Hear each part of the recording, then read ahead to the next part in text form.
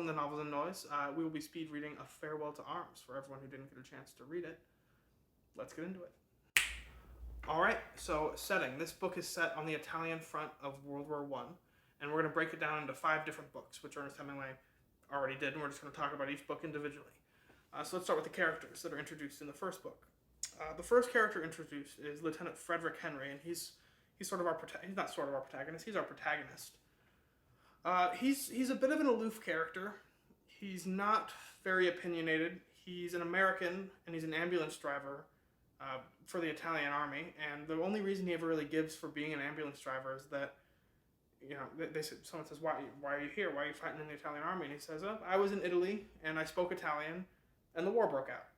So he doesn't really believe in honor. He doesn't believe in the sovereignty of the nation, and you know, all the big nationalistic reasons why they're fighting. He's just sort of there, and it's almost like it's part of his college tour of Europe. It's not very idealistic. And then we have the character of the priest, who's the military priest for their, for their unit at the hospital. And the priest is constantly mocked.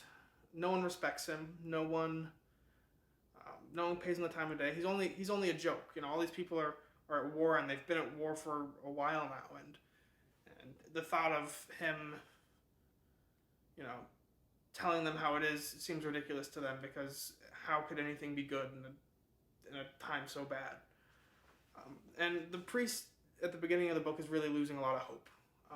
He says he feels like there's no future for the war, for the people after the war, that the war will go on forever. And then we have Rinaldi, who is his roommate. He's a surgeon at the hospital. He's kind of a blowhard who talks big, he drinks a lot, he goes to the local whorehouses. He's not an antagonist, he's not a protagonist. He develops as the book goes along, and we'll talk about that in later books. He's just sort of introduced as his best friend in the first book. Then we have the character of the major. The major just simply assigns him his duties, right? He says, oh, you know, go here, go there. He's a symbol of, we're just going to call the main character Henry. He's the symbol of Henry's lack of control in the situation. And then the big co-protagonist is Catherine Barclay. And Catherine Barclay, I think, is maybe the most interesting character in the whole book, because she's the only character with a backstory. Everyone else were sort of thrown into the situation in the war, and it's just the way they are. We never really learn anything about the protagonist or his backstory. But Catherine Barclay was engaged for 8 years to a boy she grew up with. And you got to remember that Frederick Henry and Catherine Barclay, we never learn their age, but it's implied that they're very young. They're young soldiers. They're young at wartime. They're probably 18 to 22. And she had been engaged for 8 years to this boy who was a soldier, and he died at the Battle of the Somme in France a year before she meets Henry. And she's broken. She only joined the war, you know, to be a nurse, so that she could be near her love, and now he's dead, and she doesn't want to be there, and she's just lost and broken beyond compare, really, to any character at the beginning of this novel. And then there's Helen Ferguson, who's her friend, and that's really all that matters about Helen Ferguson. So those are the characters. Let's get into the big events. So first things first, the first 2 chapters are just a simple description of the landscape, and then we get into Henry, and he goes on leave. And before he goes on leave, everyone's recommending where he should go. They're saying, oh, you know, I'll go to my hometown, see my family. My family will take really good care of you. Or no, go to Milan. There are great bars in Milan. There are great whorehouses in Milan. I'll make sure you only go to the best. And they're all sort of, and now keep in mind, all they do in their spare time at the front is drink and go to this, you know, whorehouse that's sort of built up for the troops. So they're all just recommending that he go and do what he's already doing at the front, just away from the front, right? Their idea of an ideal place is just a place without the war. And the priest has the only counter suggestion, and the priest says you should go to Abruzzi. It's my hometown. It's quaint. It's full of peasants. It's quiet. You can go hunting, and the way he speaks about it is so fond and so pure, and it's sort of this example of purity to Henry, and Henry wants to go, and he says he will go,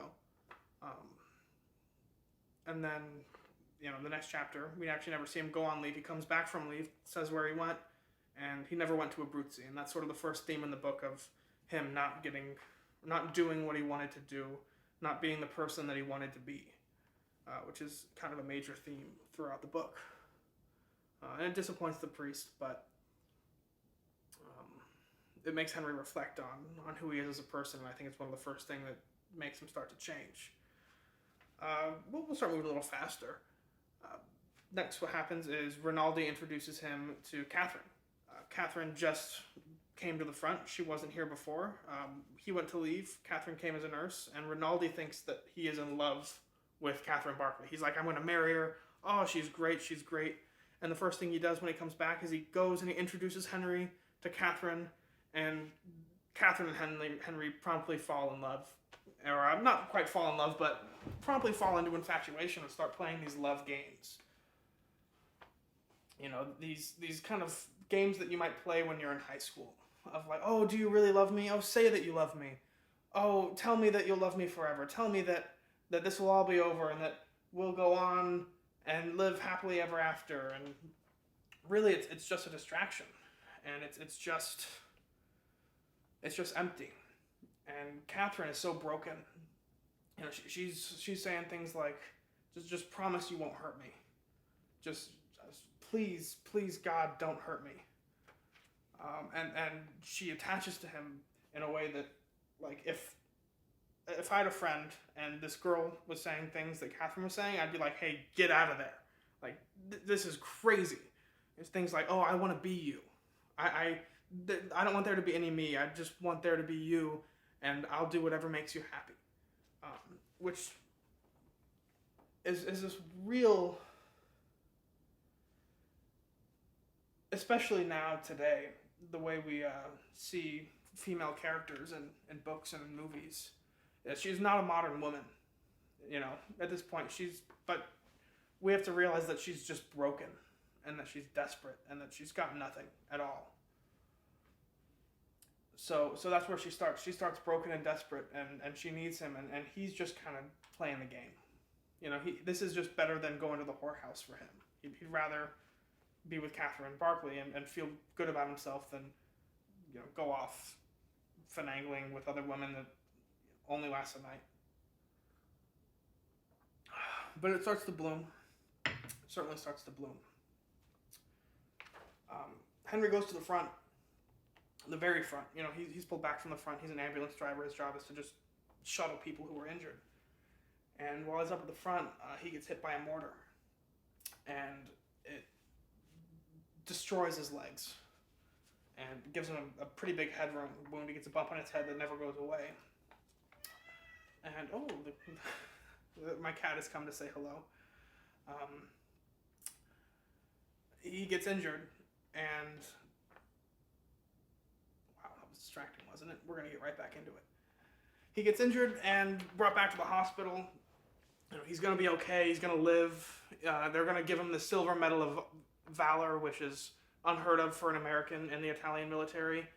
And they decide, hey, we don't have the means here to heal you, to provide surgery for your legs, so we're going to send you to Milan, to a hospital, a new American hospital, because he's an American. And since it's a new hospital, there's only a couple nurses, so they're going to send a couple of nurses with him to take care of him, and they're sending Catherine Barclay, his true love. So that's sort of their little tryst, their little away from the war. And he says goodbye to the priest in a touching conversation. He says goodbye to Rinaldi, and he heads off to Milan, to the hospital. So that's book one. All right, so book two. Henry arrives in Milan. Catherine's not there quite yet, and he gets to the hospital, and there's like nobody at the hospital. He rings the doorbell, and the door's opened by a nurse named Nurse Von Kampen, and she is just like overwhelmed. There's no other patient in the entire hospital. She doesn't know what to do. He's like, "Hey, give me a room," and she says, "There are no rooms ready." And so he kind of thinks, "Oh, is the hospital full?" He talks to the boy who helped him up the elevator, and he's like, are there rooms?" And the guy's like, "Yeah, there's nobody in the whole hospital." But she's so panicked, she doesn't know what to do.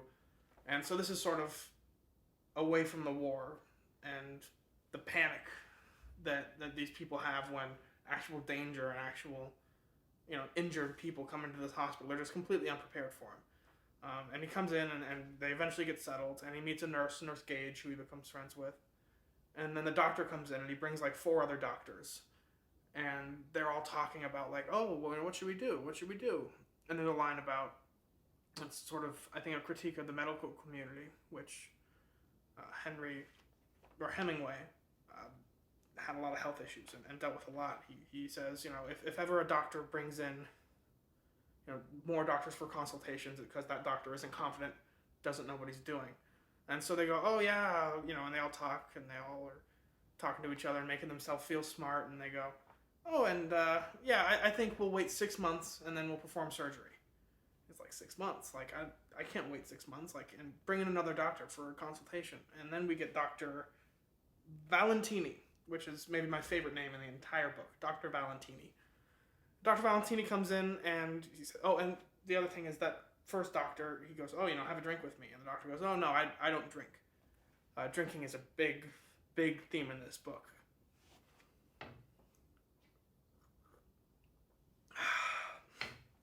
So, and then Dr. Valentini comes in, and he goes, "Doctor, won't you have a drink with me?" And Valentini goes, "A drink with you? I'll have 10 drinks with you." And then he looks at his knees, he looks at the x-ray scans, and he goes, "I'll fix you up. I'll make you better than you were before." And he says, "When?" And he goes, "Tomorrow morning. Let's just clear out your stomach. We'll do the surgery tomorrow morning." And he's amazed, and then Catherine comes in and hears about it, and he and Catherine are in love. Everything's good when they're together. She takes the night shift, and they spend the nights together. It's very sweet. She's very clingy, and he's very empty, but saying all the right things that he knows how to say because he knows what she wants to hear, and he gives that to her. So the surgery is a success, but he's got a long recovery time. I forget the exact amount of time, but it's like 6 or 8 month recovery time where they're in Milan together, and she's just helping him recover. And this is really the big transition in their relationship, where it becomes real, because now they're with each other away from the war. Now, when they spend time together, it's not only a distraction. It's still a distraction because they're still both... he's recovering from just severe, severe injuries. And she is still distraught from her past. But they have this time together. And their love becomes a little more real every single chapter. There's even a chapter where they go to a horse race. And I think it's like the only chapter in the entire book where the war isn't even mentioned. They're just enjoying the day at a horse race. And as 2 lovers, and it's kind of this shocking chapter in the book, because it's like, this doesn't happen. This isn't what this book is, but they get that. And so they really do fall in love when they get to be distanced from the war. And then, Henry's got to go back to the war. It's been about 6-8 months' time. And Catherine says, "I got a surprise. I'm 3 months pregnant." And, don't be angry. Don't be angry. I'm 3 months pregnant. And he's not angry, but he's got to go back to the front in, like, the next chapter. Which, I don't know if it was days or whatever, but... so now he's got this, not only this love, this real love for Catherine, but now he's got this sense of just duty and responsibility. Not that kind of duty. And he doesn't seem shaken up by it, which is just so shocking. She tells him, she's like, don't worry about me. You're going to go to the front. And she's telling him all the reasons why he shouldn't, and he's just kind of like, good. Like, no, I'm happy. No, you're so great. No, I just love you so much. Things are going to be so good. And it's like, dude, you have to go back to the Italian front for a war that you don't know when it's going to end, and you don't have a day that you know you get to come back. maybe you get to come on leave in 2 years. But he's aloof, and she's just hopeful. At this point, I think her brokenness is almost gone. And I think at this point she's starting to become one of the only characters in the entire novel with any kind of strength, where she can look to the future, past the chaos of war, past the uncertainty, and just feel certain that they're going to make it work. And so Henry goes back to the front. That's the end of book 2. All right, book 3. So Henry comes back to the front, and we only follow Henry's perspective. We completely lose what's happening with Catherine at this point. So Henry returns to the front. He's reunited with Rinaldi, the priest, the major, and it's just been this awful, awful summer of war. In the books it mentions, during the winter it snows over and the war's in the mountains and all the fighting stops, and it's coming up to be winter again, so they just went through the worst stretch of it in the summer where there's just fighting and death, and they're just worn out when he comes back. And it's about to be winter, so Henry came back like the best possible time, from the best possible place where he was with his love, Catherine Barkley. And I don't know how you can go back and see her friends. Rinaldi, for example, is just depressed. He's depressed, he's irritable, he's worn out, he's just tired. There's a point where they're having a conversation over dinner where the priest goes, maybe you should take a leave, get out of here for a little bit, you need a break. And the major just looks at the priest and shakes his head like, no. Like, don't tell him he can go on leave. He's a surgeon, like, we need him, he can't go. And so they're just being worked to the bone in the most dreary, desperate, awful situation. And the priest has gone from hopeless to hopeful, which is odd, and I think a very priestly thing, to see others become more desperate and see others become more broken, and to be able to say, well, now that they're broken, now we can come to a place where we can end the war, where they're ready for the war to be over. The idea that they'd set aside, not that they'd set aside, but that their pride had been like ripped from them, and that they're just exhausted. But at this point, Henry's come to where the priest used to be, and doesn't believe that the war will end, because now Henry has what the priest had with the Abruzzi. Catherine is sort of Henry's ideal place, and now that he wants to go back there and he's been torn from it, he sort of can't see the forest for the trees. So he comes back to the war. Everyone's broken. It's worse than it ever was when he was there. He doesn't actually talk to about Catherine, to anyone, because he knows that he just spent dandy little summer in Milan, going to horse races, spending nights with the woman that he's just now in love with and thinks about and can't wait to return to. And he just got to spend 6 months of doing that, even though he was in recovery. And his friends just had the worst 6 months of any of their lives. And so he kind of secludes himself, and he gets sent up to the front, for a routine ambulance drive like he does the next day that he's back. And he's up there, and he's not at all like his old self. He used to be aloof. What he used to do, they used to make him carry guns. And Rinaldi used to put toilet paper in his gun holster. And he used to keep his gun unloaded. And he fired it once, and he said, this is silly. He wasn't a soldier. He never saw himself as a soldier, as someone who might fight, or think about how to fight, or why to fight. He was an ambulance driver. He was there to help people. And he goes up, and they're talking about, the fight, and he's talking about it with this major who's on the front, and he's giving all these suggestions and thoughts about how they should take the land. And he never would have done that. He never had those ideas, but this feeling of responsibility that he has made him very serious about ending the war and getting out of the war, which is interesting. And then he's up there, and it's announced, the Germans broke through, somewhere else down the line, and we have to retreat. We have to get out of here. So they all start, packing up their stuff and getting out of Dodge. And they say, you're the ambulance driver? He goes, what do I do?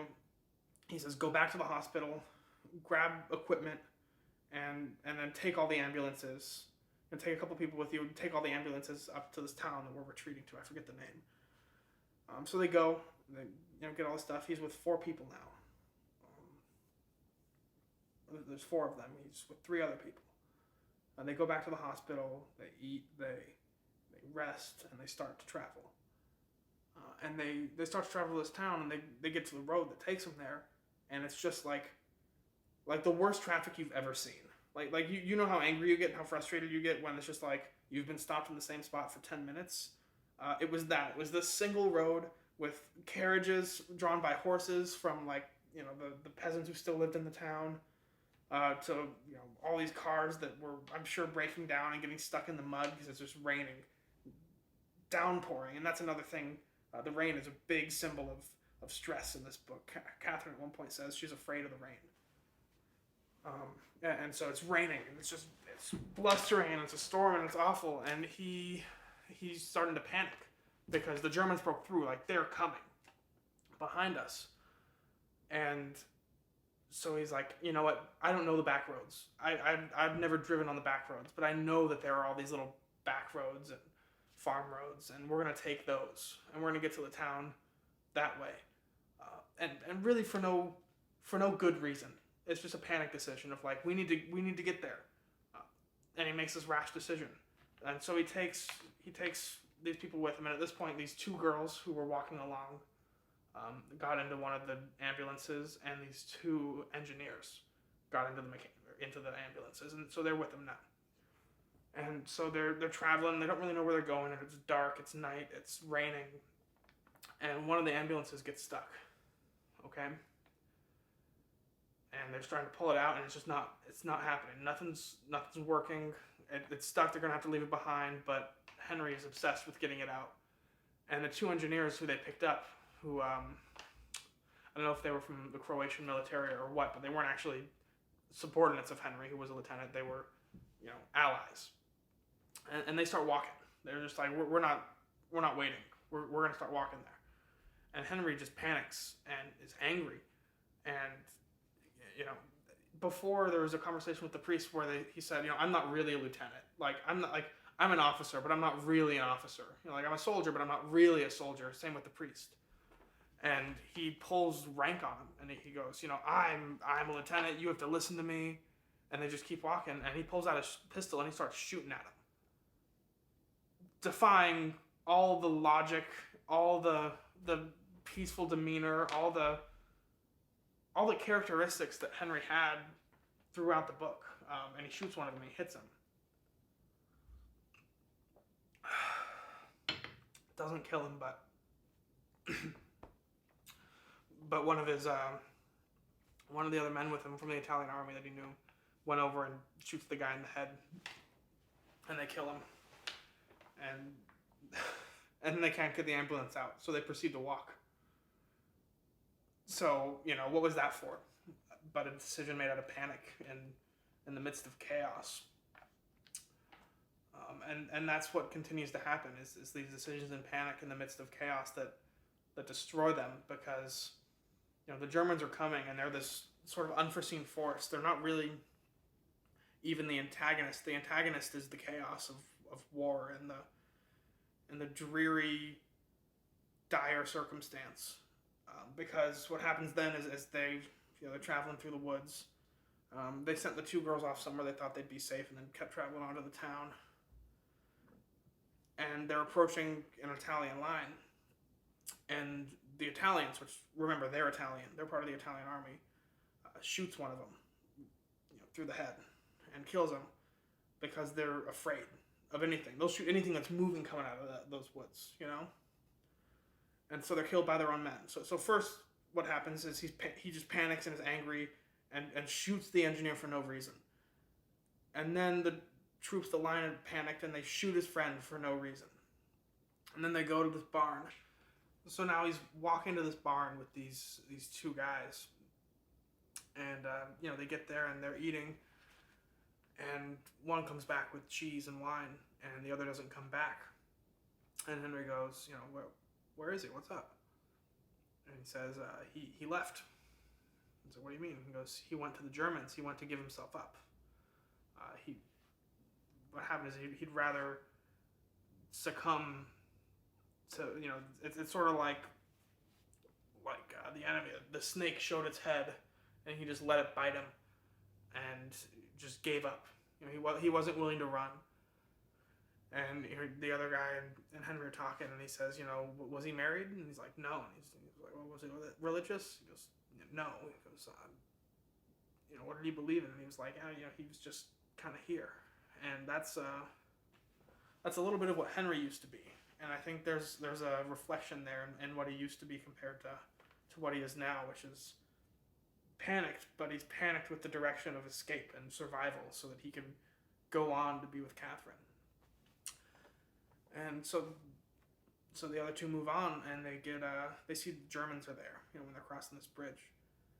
So more panic sets in, and eventually they find this Italian post, and they're relieved, and they go, and they're immediately subdued because it's Italian battle police. And what the Italian battle police do is what battle police in general do is they look for deserters, they look for spies, secret Germans. They think that some of the Germans maybe snuck in an Italian uniform and are impersonating people to infiltrate them, which there's no evidence of, and Henry's really skeptical of. And really they're just using it so that they can justify whatever they want to do, right? So if you look like a deserter, you're a deserter, and they shoot you, your own people. And if you're probably not a deserter, but you look suspicious, then you're a secret German, and they shoot you.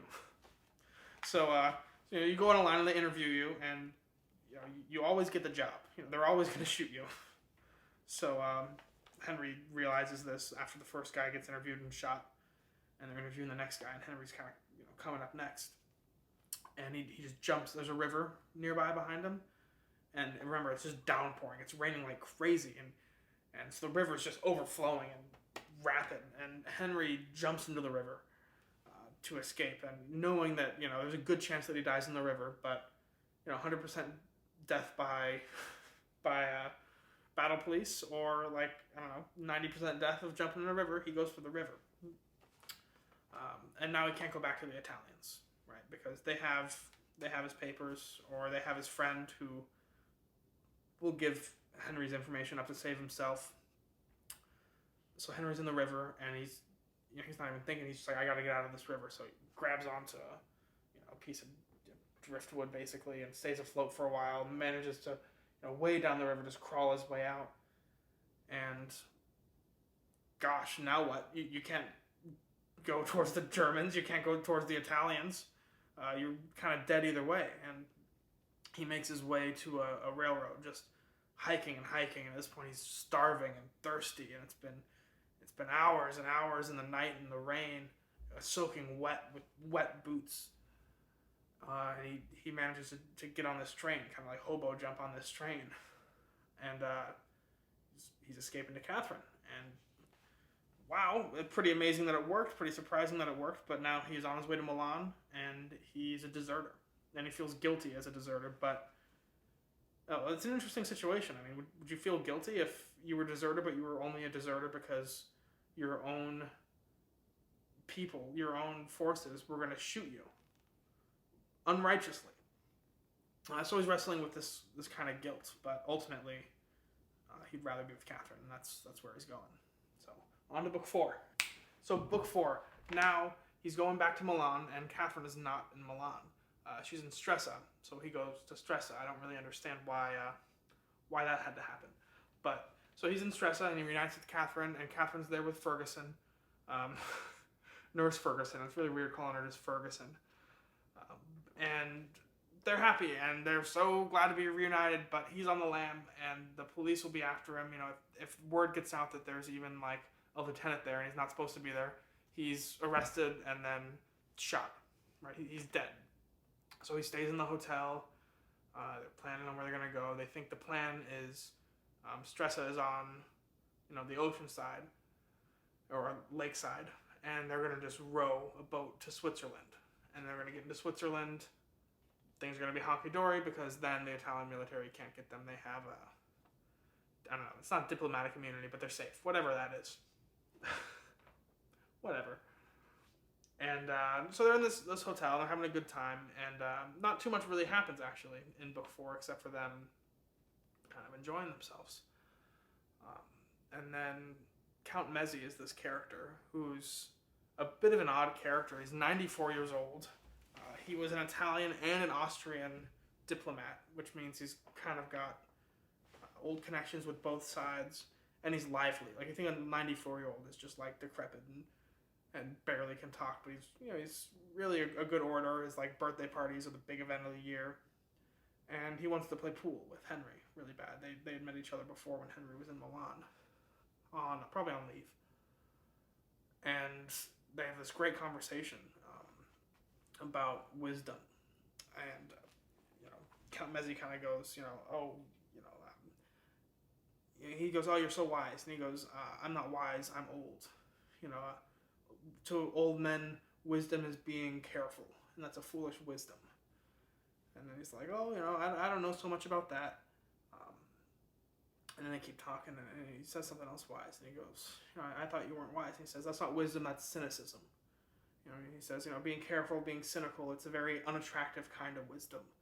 And there's this sort of, like, Plato style aura about the guy, I guess you'd say, where, he's so wise because he knows that he's not wise, and everyone's going around saying that they know everything about the war, and it kind of gives Henry this freedom to be able to say, like, I just don't know, I'm maybe I'll figure it out, but right now I just don't know, and to sort of get through the madness and the chaos that is the antagonist of the book, that is the war, just by saying, you know what, I don't know right now, but I'm just going to keep sort of pursuing. He also has a great line, the way he thinks the war will end, Count Meze, is that the Italians will win. And really, like, none of the Italians are sitting there being like, yeah, we're going to win. They either think, like, the war is going to end in a stalemate or they're going to get defeated. And he goes, oh, the Italians will win. And he goes, why do you think the Italians are going to win? They're kind of losing. And he goes, they're the younger country. So the younger countries always beat the older countries. And then he's like, oh, is that really true? And he goes, well, yeah, but then the young countries become the old countries and get defeated by the new young countries. And it's just a very insightful, brilliant line. And the idea that he's saying he's not wise is really phooey. Clearly he's the symbol of Hemingway's thought, real thought, and matured thought on all of this. So they're sitting here, they're in stress, they're living it up in the hotel, having a good time, and he finds out the police are going to arrest him in the morning, right? The bartender comes up and it's like, hey, I heard some people talking, the police are coming to get you in the morning. We got to get you out of here right now. Crap. Okay, let's, and so he wakes up Catherine, and she's like, oh, cool, let's go. Catherine's so, like, just not worried about anything. She's like, this is the best in the world, like, I'm in my happy place. Like, she could have been on the front with him, and she would have been like, fine. It's bizarre how calm she is through all of this.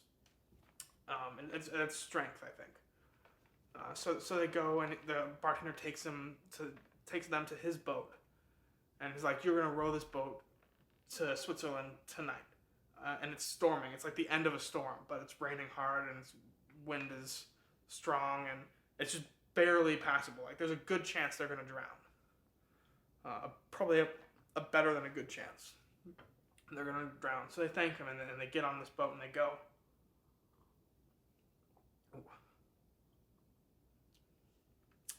And he's rowing. And they leave, and it's like, I don't know, maybe like 9 or 10 o'clock at night.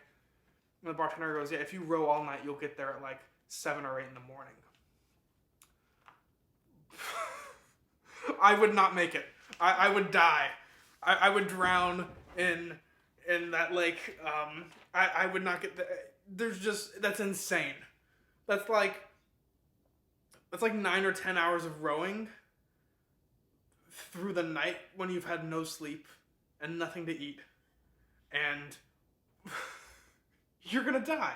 They're gonna die, is generally my thought at this point in the book. I certainly would. And so he's rowing all night, and it's rough, and his hands are blistered, and they're gonna drown, and they have this umbrella, And Catherine has this idea of like, oh, maybe we use the umbrella as a sail, and you hold the umbrella, and I'll, use the oar to like steer us. And it's like, yeah, sure. And then of course he holds it out, and the umbrella like buckles because it's an umbrella, it's not a sail. And he's really focused. He's really like,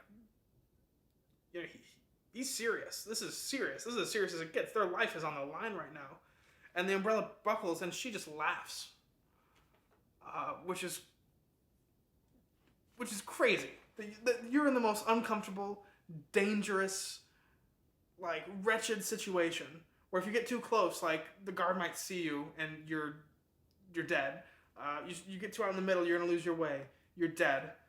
You don't row like 35 kilometers or something like that by morning with no sleep. You're dead.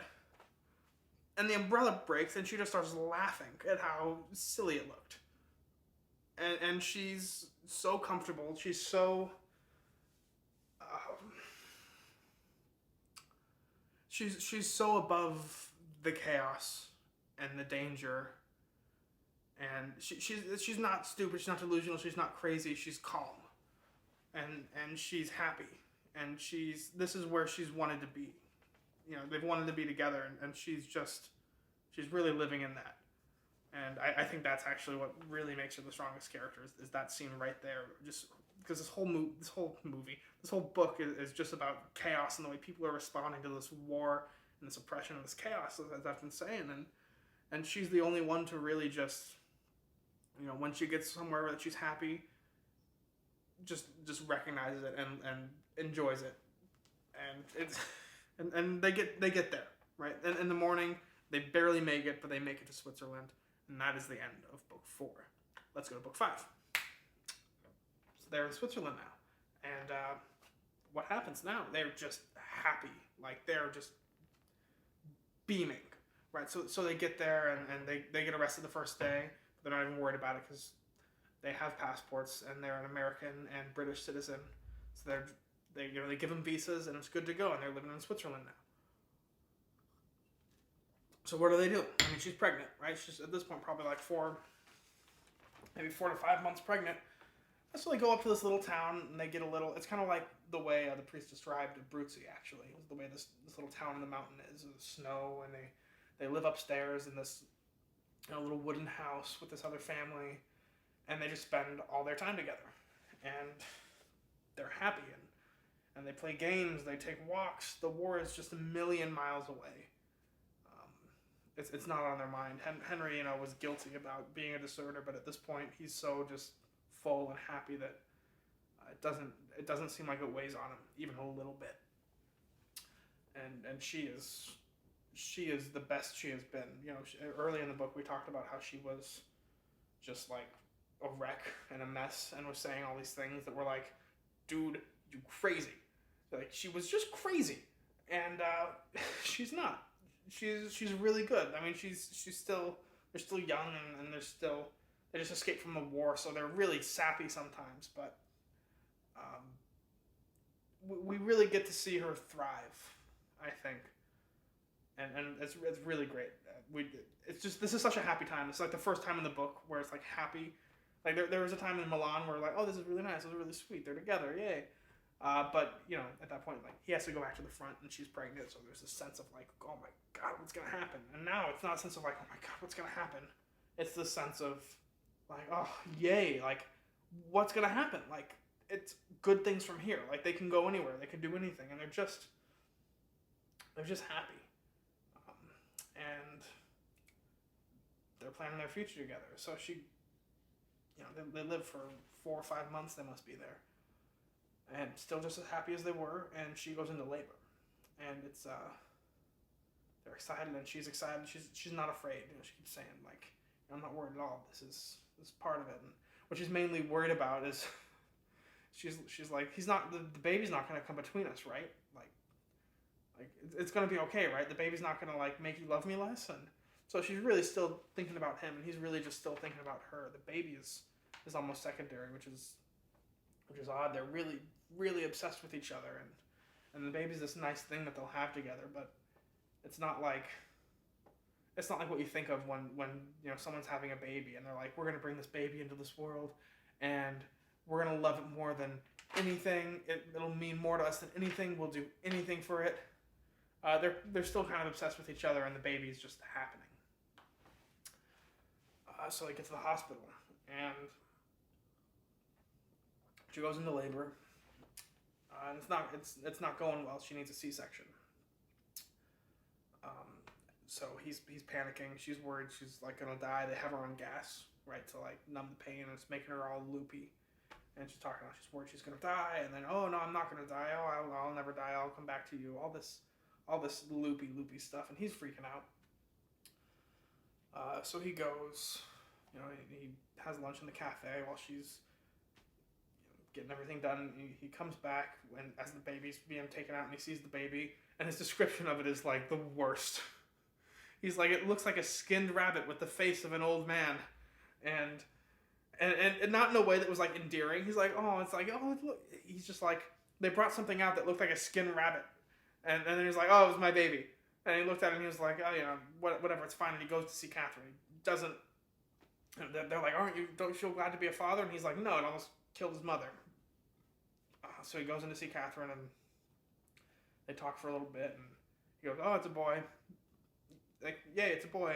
And they make him leave because she's, being stitched up, and she can't talk right now. She's post-serious operation.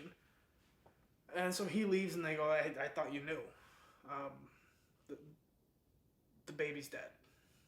It was probably strangled by its, the tube. We don't really know what happened, but it was dead when it came out. Sorry. And so he's broken up about it, and he does what he did before. He goes in the cafe, waits, has dinner, drinks like 3 or 4 beers. He drinks a lot in the book. I think every drink known to man is actually consumed in this book. And he goes and he's thinking, he goes, I'm not religious, but I knew it should have been baptized, but was it ever alive? No, it wasn't. I don't know. And he starts to just completely blot it out, right? He's sitting in this cafe, and the description goes from him sort of thinking about it and despairing over it to just observing things in the room. So he's like, oh, and it's just a complete description of what's going on in this room, and it's because he's distracting himself, because he can't bear what's happening. And he's so worried about Catherine. But they say she's going to be okay. And he comes back to the hospital room, and she's hemorrhaging. And they can't stop the hemorrhaging. And so he goes in to talk to her, and he's just worried, and she's just dying. And he just knows she's dying. Everyone knows it. She seems to know it. She says, I'm dying. I hate it. And she's worried about him. She goes, you're not going to take other girls, are you? You're not going to say the things to them that we said to each other. And he says, of course I won't. And she goes, oh, but I want you to. And she's loopy, and she's panicked. And she goes, I wanted to write you a letter, but I didn't write you a letter in case this happened, all this stuff. She's just freaking out. And he's trying to calm her, and she says, what are her last words? Which are, I'm not afraid.